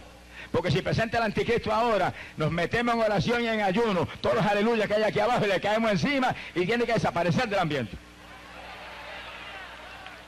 Pero cuando se vaya ese pueblo que tiene el poder de Dios, ese pueblo limpio, santo del Señor, vuela y desaparezca, entonces él aparece. Y hay de esa multitud evangélica que se quedaron, que muchos están a media, y otros van a despertar cuando desaparezca ese pueblo y se tienen a gritar, llenos de remordimiento, sabiendo de cuántas veces se les presentó que todo estaba cumplido, que se calentara, que esto no es de gente tibia ni fría tampoco, es de gente caliente. Pero no hicieron caso, amaban más la tiniebla que la luz, muy entretenidos en sus cuestiones, muy irresponsables en sus iglesias, y se quedaron. Entonces van a llorar lágrimas de sangre. Sea bendito el Señor Jesús. Y dice que hará guerra, si es el anticristo, él aborrece todo lo que sea de Dios, hará guerra contra los santos y le será dado vencerlo. Eso veremos más detalle ya mismo. Pero en un caballo blanco, un engañador, una mentira satánica que engañará a multitudes aquí abajo en la tierra, se cumplirá lo que dice la Biblia, por cuanto se negaron a creer en la verdad, y cuando la verdad vino lo crucificaron y lo escupieron y lo despreciaron. Dios permitirá que crean en la mentira. Millares correrán detrás de ese hombre. Sea bendito el Señor Jesucristo. Y dice que el Señor rompió el segundo sello y apareció un caballo rojo, y el que lo monta dice que quitará la paz de la tierra, y los hombres se matarán los unos a los otros. De la tierra, toda la tierra en guerra, la tercera guerra mundial. Millares perecerán en esa guerra terrible. Bueno, la Biblia habla en detalle sobre esa guerra. Apocalipsis 16, verso 13, dice que Satanás enviará demonios, cobran señales por todas las naciones y engañarán las naciones y los reunirán para la batalla del gran día del Dios Todopoderoso. Y los congregaron en el lugar que en hebreos se llama Armagedón, un valle en Israel. Israel será el epicentro de la tercera guerra mundial. Lo que le espera a Israel todavía. Lo que cuesta darle la espalda a Jesucristo. ¿Cuántos de aquí están de cara al Señor? ¿Y cuántos están de espaldas al Señor? Hubo humanos inteligentes que bajaron como a 100 millas por hora, al lado de lo que Él vive. Sea bendito el Señor Jesucristo. Mi alma te alaba, Jesús. Gloria sea a Dios. Quiere decir que la guerra viene, eso no hay quien le impida. Pero hay un punto claro ahí. Apocalipsis capítulo 16. Verso 13, los demonios se mueven provocando a las naciones a la guerra, y cuando están provocándolas, el Señor le habla a Juan, le dice, ahora es que vengo como ladrón. Antes de que la guerra estalle, como ladrón en la noche desciende Jesús y se lleva a su pueblo. ¿Cuántos se van? Desaparece el pueblo de Dios y después estalla esa guerra. Pero si usted conoce la Biblia en forma precisa, sabe que los últimos 7 años de esta edad son atención de Dios para Israel. Y en los primeros 3 años y medio aparece el anticristo como pacificador. Y cuando esos 3 años y medio pasan, viene entonces la grande tribulación. Ahí que aparece como diablo. Y lanza a la tierra esa tercera guerra mundial terrible y todos los juicios terribles que caerán en esos días. Eso es lo que viene. Que se quede aquí abajo a saber lo que es tragedia. Bendito sea el Señor Jesús. Y el Señor dice que abrió el tercer sello. Y apareció un caballo negro. Y el que lo montaba tenía en las manos una balanza. Y alguien gritó, 2 libras de trigo por 1 denario. Mateo capítulo 20, el Señor habla de 1 denario como el sueldo de un día. Quiere decir que el sueldo de un día comprará 2 libras de trigo en esos días. Te muestra que los precios ahora están baratos, todo está bien barato ahora comparado con lo que viene. Por eso que te ve que se aumentan los precios. Eso no es en Venezuela solo, eso es en todos los países de la tierra. Cuando yo fui a Europa, hermano, no se podía comprar nada ni para traerle souvenir a la gente en las casas. De los precios tan altos que hay en todo. Y usted va a Puerto Rico es lo mismo, y va a Estados Unidos es lo mismo. Y va a los países que usted cree más bajos económicamente y la inflación más alta, como México, que yo fui hace poco, que estaba 2.700 por 1 el peso, y todo está carísimo. Entonces esto es lo mismo, pero eso es empezando nada más, eso es principio de dolores, eso seguirá aumentando, eso seguirá aumentando. No se haga ilusiones, busca a Cristo de todo corazón, aquí no hay nada más que un refugio, Cristo Jesús, que suban los precios, que haya inflación, que haya lo que haya, agárrese de Cristo, que estos son señales del tiempo del fin, son señales de los últimos días, de que pronto volamos al cielo, échele mano al Hijo de Dios, llénese del Espíritu Santo, viva en santidad, aparte de este mundo asqueroso, que pronto será tarde, gloria sea a Dios. Bendito sea el Señor Jesús. Y para los días ya terribles, cuando la guerra está en su apogeo, fíjese que cuando habla del segundo sello está ya guerra mundial. Pues naturalmente que las cosas estarán carísimas y escasas. Por el sueldo de un día, 2 libras de trigo. Sea bendito el Señor Jesús. Pero mientras hay esa escasez tan terrible aquí abajo, y esos precios tan altos, hay un pueblo que se fue en el rapto que está de bodas. Sentados en las mesas de Dios, comiendo y bebiendo en las mesas del cielo, porque no se crea que aquello es humo, aquello es un reino real, y comeremos y beberemos en las mesas de Dios. Y Jesús dijo algo que a mí me hace saltar de alegría, dijo, y yo me ceñiré y me pondré a servirles. Como que nosotros no merecemos una cosa como esa, pero si Él lo quiere hacer, ¿quién le va a decir que no lo haga? Alaba lo que Él vive. Ahora le servimos aquí a Él. Viene un día en que Él nos va a servir a nosotros en su reino arriba. Alaba lo que Él le ama. Es el esposo sirviéndole a su novia que está desposándose con Él arriba en las bodas del Cordero. ¿Cuántos se van? Mire, usted es inteligente, no se pierda algo tan maravilloso como esto. Usted es inteligente. A usted lo crearon imagen y semejanza de Dios, con inteligencia. Pero el que tiene inteligencia dice, alguno tiene inteligencia, busque a Dios. Que sí, que Dios no reconoce inteligencia por ningún otro lado. Usted puede ser un experto en electrónica, un experto en cohetería espacial. Usted puede ser el profesional de más prestigio del territorio. Puede ser un doctor en medicina, puede ser un arquitecto. Y si no tiene a Cristo, se le fue la inteligencia a los zapatos. Sonríase, el Señor le ama. No es inteligente en nada, porque usted ha agarrado lo temporal, ha agarrado las cosas que pasan, pero no ha agarrado lo eterno, no ha agarrado lo importante, lo que va a permanecer para siempre. Échale mano a Cristo Jesús y después lo demás viene por añadidura. Gloria sea a Dios, bendito sea Jesús. No es pecado que usted sea rico, ni es pecado que usted tenga una gran profesión, nada de eso es pecado. Lo que es pecado es que usted dé espaldas a Dios mientras tiene tantas riquezas terrenales aquí abajo. Está perdiendo el tiempo. Es un engaño satánico terrible como el grande que viene para toda la humanidad pronto. Agarre a Jesucristo primero. Y después que agarre a Cristo, ore a Dios para que le ayude, que Él prometió prosperarnos en todo sentido. Deseo que estéis en salud y prosperando, así como prosperen vuestras almas. Pero oiga el punto tercero, prosperando el alma. creciendo espiritualmente, acercándonos a Él cada día más, y después lo demás que venga, gloria a Dios. Miren, en Estados Unidos hay gente que son millonarios y son llenos del Espíritu Santo. Y todo el dinero que tienen están todo el tiempo orando a Dios, ni en ningún canal de televisión. Noticias que están en la Biblia, en el libro de Dios que no miente ni falla. Noticias que están los hombres de Dios y mujeres de Dios que predican en esta época para advertencia de la humanidad. Córrase a Jesús en esta noche, amigo. Aproveche la buena voluntad de Dios para usted. Y la buena voluntad de Dios para usted es vida eterna. Avance que está en Cristo Jesús. Glorias a Dios. Es el momento sublime de victoria, amigo, para usted. Lo trajeron aquí para ser salvado en esta noche. Para que pase de muerte a vida, de condenación a salvación, de las tinieblas a la luz, de la potestad de Satanás a la potestad de Cristo Jesús. Aproveche que eso es de gratis, Cristo pagó el precio, todo está hecho.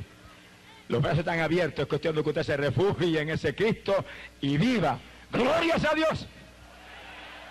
Bendito el Señor Jesús. El tercer sello se rompió y ese caballo negro, mostrando el hambre terrible que vendrá en esos días, como causa directa de la misma guerra. Sea bendito el Señor. Y dice que el Señor abrió el quinto sello y apareció un caballo amarillo. Y el que lo monta se llama la muerte. Así que las cosas son peores todavía ahora en ese cuarto caballo que lo primero. Y dice que le fue a la potestad sobre una cuarta parte de la población del mundo. Mire eso y calcule eso. Ahora mismo hay más de 5.000 millones de personas en la tierra. Y si le da potestad sobre una cuarta parte de la población del mundo, quiere decir que más de 1.000 millones de personas caerán bajo la muerte. Pero morir físicamente no significa gran cosa si usted tiene a Cristo. Porque Pablo decía, tengo deseos de morirme, ojalá me muera ahora mismo. Decía, porque para mí el vivir es Cristo y el morir es ganancia. Dijo, porque si me muero me voy con Cristo, lo cual será mucho mejor. Pero ese es el salvado, ese es el creyente, ese es el que tiene el Espíritu Santo, ese es el que se arrepintió de corazón. Pero el que está en pecado, ahí sí están las cosas malas. Porque el que está en pecado se muere y está dado al hombre morir una sola vez y luego el juicio. Pero en lo que llega el juicio, estará una estadía larguita, más de 1000 años en el infierno. Sonríase que el Señor le ama. Usted tiene un poderoso Salvador. Usted tiene un Cristo que murió por usted. Usted tiene una sangre derramada que limpió el pecado de toda la humanidad. Usted tiene una persona preciosa que es el Espíritu Santo que está siempre buscando hombres y mujeres dispuestos a convertirse para llenarlos, alabados a Dios y hacerlos hijos del Dios viviente y testigos de Jesús aquí abajo. ¡Gloria a Dios! Cuestión de que usted se mueva hacia Jesús. El Señor lo dijo claro, que el que se acerca a Él se acerca a usted también. Mi alma te alaba, Jesús. Y dice que ese caballo amarillo, el que lo monta se llama la muerte y tiene potestad para matar una cuarta parte de la población del mundo. Terrible esos días que Jesús dijo, si no acortar esos días ninguna carne será salva. Pero oiga la palabra que dijo. Dijo, pero a causa de los escogidos esos días serán acortados.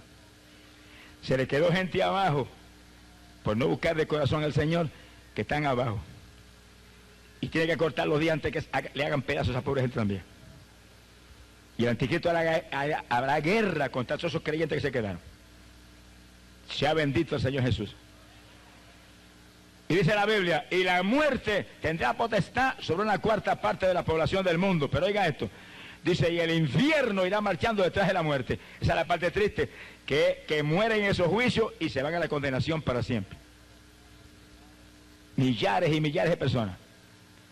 Conforme a la noticia bíblica, más de 1.000 millones de personas perecerán y se irán a la condenación. ¿Cuántos van a estar en ese grupito?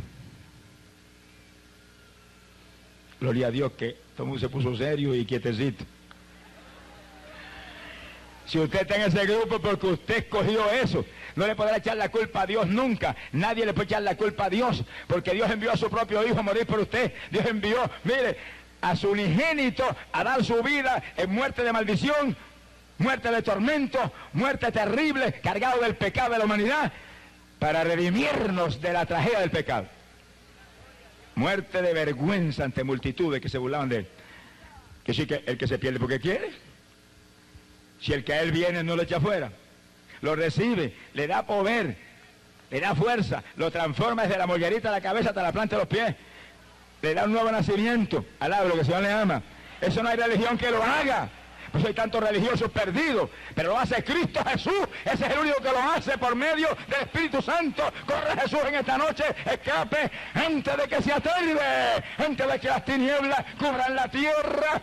Reciba a su Salvador y afírmese que cuando suene la trompeta usted vuele con el Señor. Bendito el nombre de Jesús. Ahora, la Biblia añade esto. Dice, y le será dado matar, y nombra 4 formas como van a matar una cuarta parte de la población del mundo. Le será dado matar a espada. Esa es la guerra mundial terrible que viene. Le será dado matar por hambre. No habrá alimento con la lluvia radioactiva de las bombas nucleares. ¿Qué alimento va a haber? Le será dado matar por enfermedades, plagas. Pero ahora tenemos un inicio. Dios ha permitido algo ahora en este tiempo para mostrarnos un anticipo del tipo de enfermedades que vienen esos días. Y tenemos el SIDA. Eso es un reto para la iglesia del Señor terrible. Se supone que hay más de 1 millón de casos de SIDA ahora en la tierra y la ciencia médica no ha podido sanar ni uno. Ni tienen esperanza de sanar un caso, no se saben cuántos años. Investigan y hacen cuantas cosas. Damos gloria a Dios que Dios haya levantado la ciencia médica. Pero hay cosas que la ciencia médica no puede. Y si no puede, ¿se va a dejar destruir usted por eso? ¿Hay alguien que puede? Alaba lo que el Señor le ama. Nadie ha podido sanar un caso de SIDA en cuanto a la ciencia se refiere. Hemos visto en las campañas en Puerto Rico y Estados Unidos docenas de personas sanadas de SIDA, que hoy en día testifican con certificados médicos en las manos que dicen negativo en letras mayúsculas. Alaba lo que él vive. Quiere decir que Dios ha permitido una plaga tan terrible como esa. Y los que están aquí entiendan que esto no es casualidad. El SIDA ha venido por los homosexuales. Esa aberración terrible de la homosexualidad, de ahí salió el SIDA. Un juicio terrible por haber cambiado las normas de Dios. Ahora es a todo el mundo. Empezó por ello, pero ahora hasta creyentes. Que yo iba en Puerto Rico predicando la palabra y he visto 4 y 5 hermanas de iglesias pentecostales con SIDA. Ellos no habían pecado, pero tenían maridos inconversos. ¿Lo entendidos entienden? Gente inconversa que no tiene temor de Dios, que corren con cualquier prostituta y 80% de las prostitutas tienen SIDA. Y después viene la pega del SIDA a la pobre mujer que vive para Dios. Y Dios lo permite, ¿por qué? Para que la iglesia se meta en oración y ayuno y reprenda al SIDA y lo entierre. Alá, lo que el Señor le ama. Porque la iglesia no se puede quedar quieta ante un ataque diabólico como ese, no. Se tiene que levantar en guerra. Lo que pasa es que la guerra no es contra carne ni sangre, ni es con armas carnales. La guerra aquí es con armas espirituales. Aquí hay que meterse en ayuno, y en oración, y en vigilia, y en intercesión con lágrimas y con gemidos, y en lengua, y el SIDA se deshace. Alabado sea Dios, el virus se muere. ¡Gloria sea Dios! Bendito sea Dios. Yo vi un caso de SIDA que trajeron una campaña en un sector de Santurce, en Puerto Rico, que estaban frente a la plataforma y lo tenían aguantado entre 2. Y si lo soltaban se caía al piso de tan avanzado que estaba el caso y tan débil que estaba el hombre, un hombre joven como de 25, 26 años. Yo le dije, agárrese de la plataforma, suéltenlo. Y no tuvo fuerza para agarrar la plataforma, estar en pie, se desplomó y cayó al suelo. Lo levantaron de nuevo y lo aguantaron.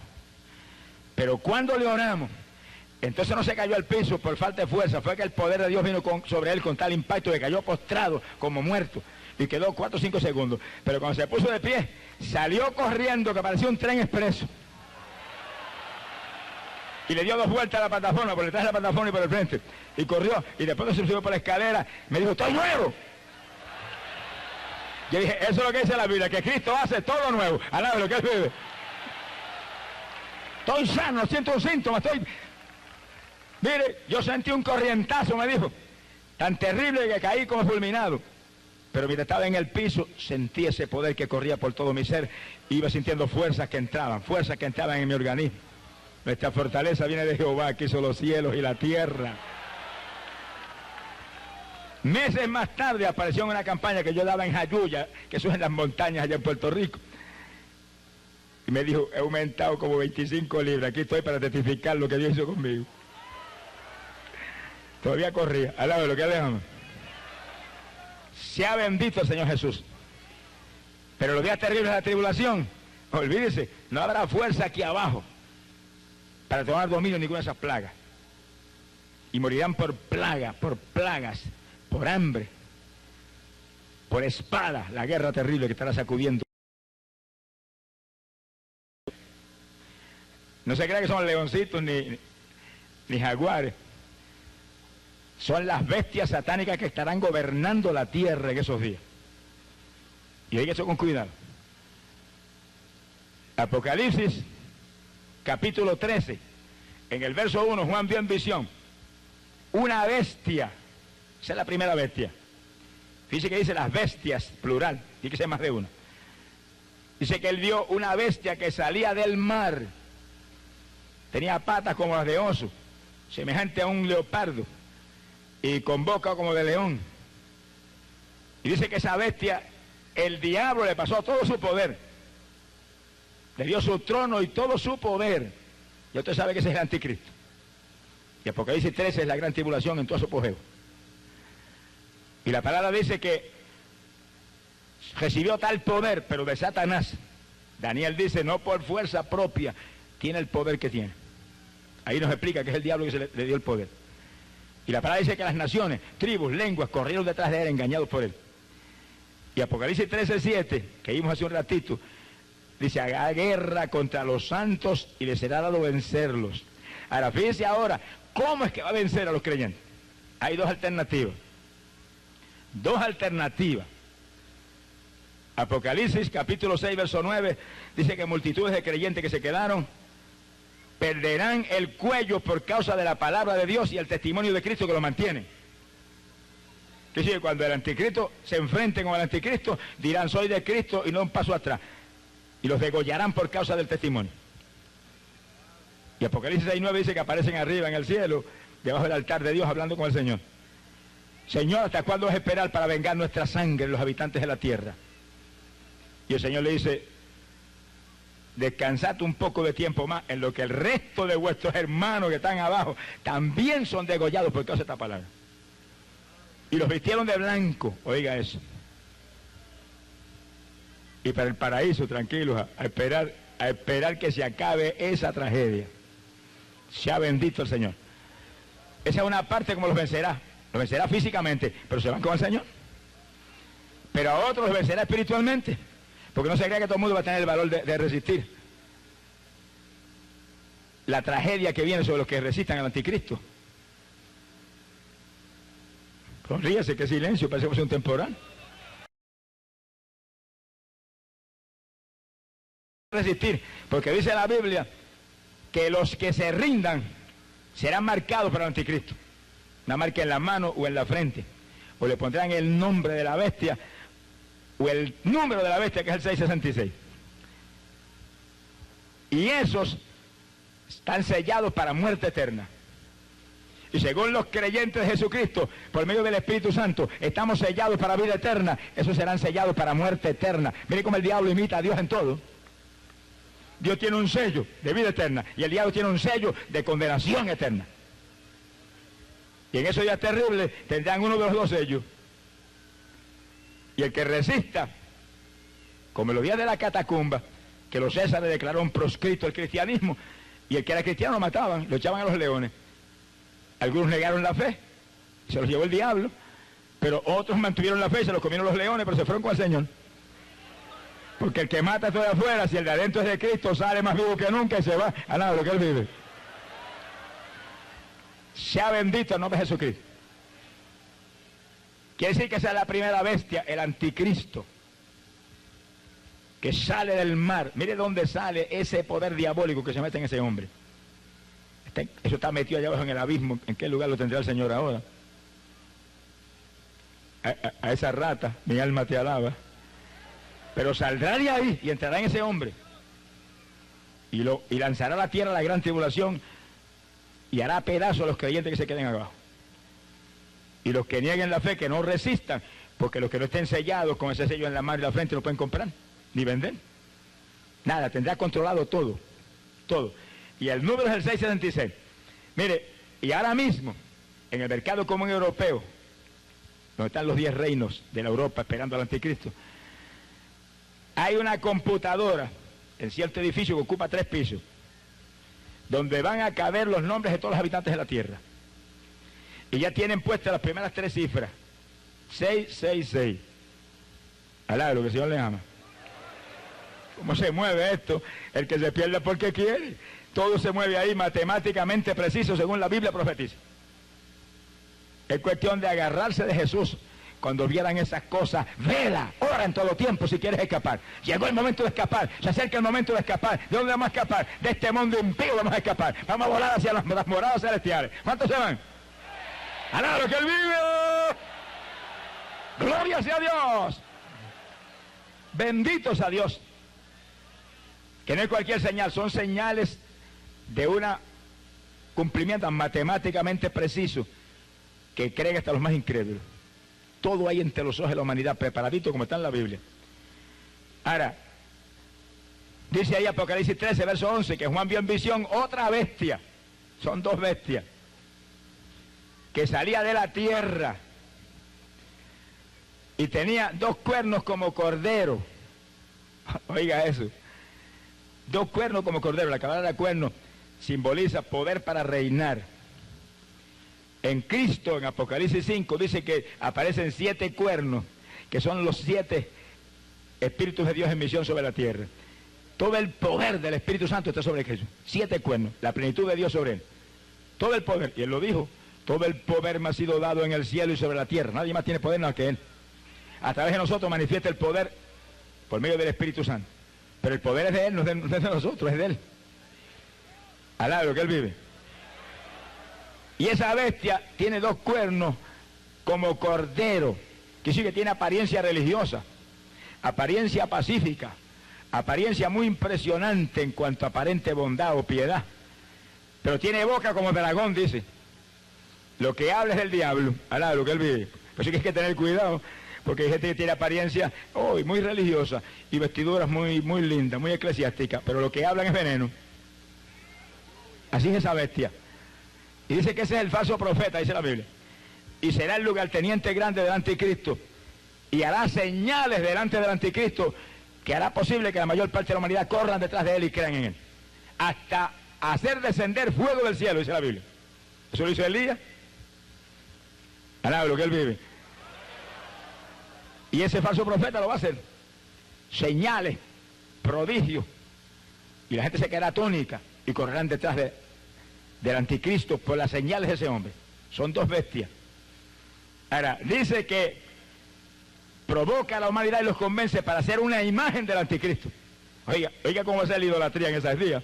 Los días ahora es un juego de niños al lado de lo que viene. Ahora adoran un muñequito que tiene ojos y no ve. Pero en esos días el asunto es más serio, es más peligroso. Provoca a hacer una imagen del anticristo. Imagínense una estatua gigantesca. Y mete un espíritu dentro de la imagen. Un diablo es algo general, al lado de lo que él vive. Y la imagen habla y da órdenes. Y el que no obedezca a la imagen que la orden es que adoren al anticristo y la adoren a ella, la imagen.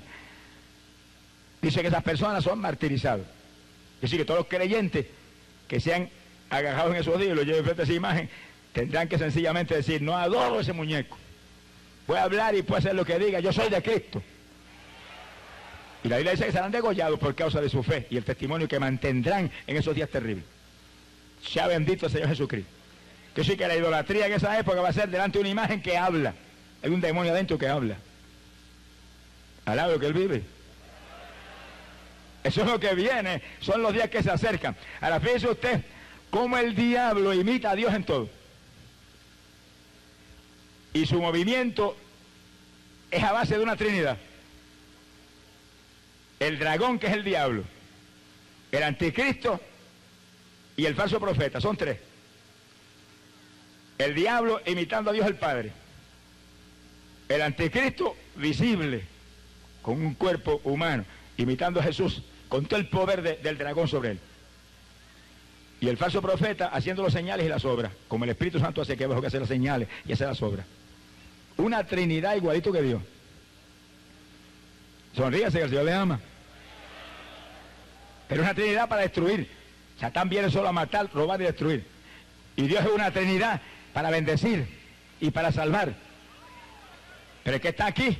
Y la gente que no cree que Dios es una Trinidad, pues fíjense, ahí tienen una prueba grande de que es una Trinidad, porque el diablo lo imita y se hace una Trinidad a él, porque sabe que Dios es una Trinidad. Si no hubiera imitado eso, alaba lo que él vive. Dios es el Padre, Dios es el Hijo y Dios es el Espíritu Santo. Pero no son un Dios de tres cabezas, como dicen los testigos del diablo, ni como dicen otra gente burlona. La Biblia dice que es un solo Dios, una sola cosa son. Pero se manifiesta en tres divinas personas. Y en su omnipresencia está sentado en el trono y al mismo tiempo está en la persona de Jesucristo al lado de él. Y al mismo tiempo está aquí, en la persona del Espíritu Santo, que es una persona preciosa que está aquí, que se mueve por toda esa grada ahora, buscando corazones que estén dispuestos a arrepentirse para tocarlo y ayudarlo, para que se abracen con Cristo y se salven esta noche y escapen de toda esta tragedia y todo este engaño diabólico que viene. ¡Alabado sea Dios! ¡Ay, Salaya Saba! Sea bendito el nombre de Dios. Hay poder en Jesucristo. Mi alma te alaba, Jesús. El 666 es el número de la bestia. Cuando yo estaba predicando en Europa, dieron un testimonio y yo me quedé atónito. Porque de padres gitanos, y en Europa hay miles de gitanos convertidos, pero esos eran padres gitanos y conversos. Y le salió una nena, y cuando la examinaron los médicos, tenía el 666 aquí, en el pecho.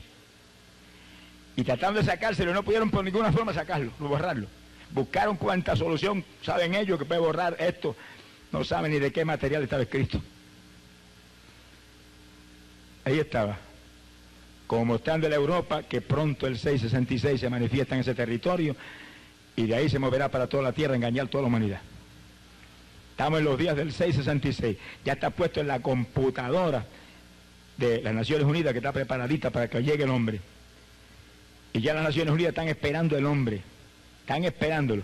Y han declarado que ellos saben que ningún comité puede resolver este problema. Tiene que ser un solo hombre que tenga la capacidad intelectual y bélica y en todo sentido para poder dominar y unificar todas las naciones. Y sí que el diablo está unido, sonríese que el Señor le ama. Jesús lo dijo en una ocasión, Satanás no se divide, busca unidad en su gente, porque sabe que en la unidad está la fuerza. Y nosotros los creyentes tenemos que buscar la unidad también. Pero no es unidad con hechiceros, ni es unidad con idólatras, ni es unidad con mundanos, ni es unidad con evangélicos que no creen en el bautismo del Espíritu Santo ni en la sanidad divina. Es unidad con gente que tiene el Espíritu y creemos en el Evangelio completo. Alabado sea Dios. Unidad entre los creyentes, unidad en el cuerpo de Jesucristo. Alabado sea Dios. ¡Ay, Sasaya Sama!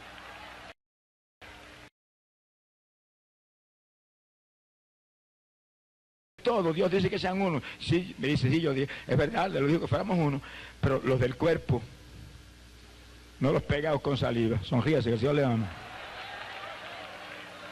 Mi alma te alaba, Jesús. Ahora hay un movimiento de una super iglesia mundial. Eso es bíblico. Y eso lo va a hacer el anticristo. Todo el mundo vendrá a su religión. Una estatua que habla, imagínense. Todo el mundo será de esa religión. Y hoy en día es lo mismo. Hoy en día hablan de ecumenismo, donde todo el mundo tiene que estar unido, todo el mundo. Y usted tiene que estar con los hechiceros, y con los brujos, y con los que claman por los muertos, y con los idólatras, ahí con ellos gozándose.